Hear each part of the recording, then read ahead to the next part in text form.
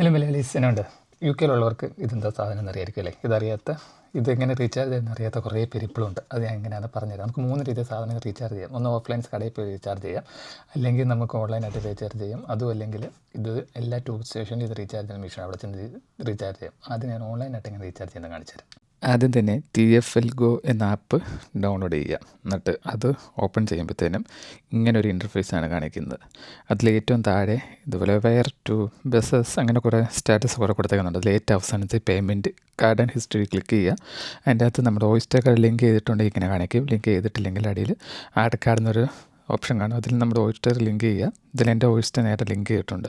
അപ്പോൾ അത് ക്ലിക്ക് ചെയ്ത് കഴിയുമ്പോഴത്തേനും ടോപ്പ് അപ്പ് നൗ എന്ന് പറഞ്ഞ് കൊടുക്കും. ആ ടോപ്പ് അപ്പ് നൗ ക്ലിക്ക് ചെയ്യുമ്പോഴത്തേനും നമുക്ക് ഇതിൽ കുറേ പൗണ്ട് കാണിക്കും. അതിൽ നമുക്ക് ഏത് പൗണ്ടാണ് എത്രയാണ് വേണ്ടതെന്ന് വെച്ചാൽ, ഇപ്പോൾ ഞാൻ ഇവിടെ 5 എടുക്കുന്നെങ്കിൽ 5 ക്ലിക്ക് ചെയ്യുക. ഇവിടെ കാർഡ് ഞാൻ നേരത്തെ ലിങ്ക് ചെയ്തിട്ട് അങ്ങനെ കാണിക്കുന്നതാണ്. അതുപോലെ കാർഡ് ഓപ്ഷൻ കാണിക്കും. അത് ചെയ്ത് കഴിഞ്ഞ് പേ കൊടുക്കുക. പേ കൊടുക്കുക കഴിയുമ്പോഴത്തേനും ഒന്നുകിൽ 24 മണിക്കൂർ അല്ലെങ്കിൽ അപ്പം തന്നെ ടോപ്പ് അപ്പ് ആവും. ഇങ്ങനെയാണ് കാർഡ് ഓൺലൈനായിട്ട് ടോപ്പ് ചെയ്യുന്നത്.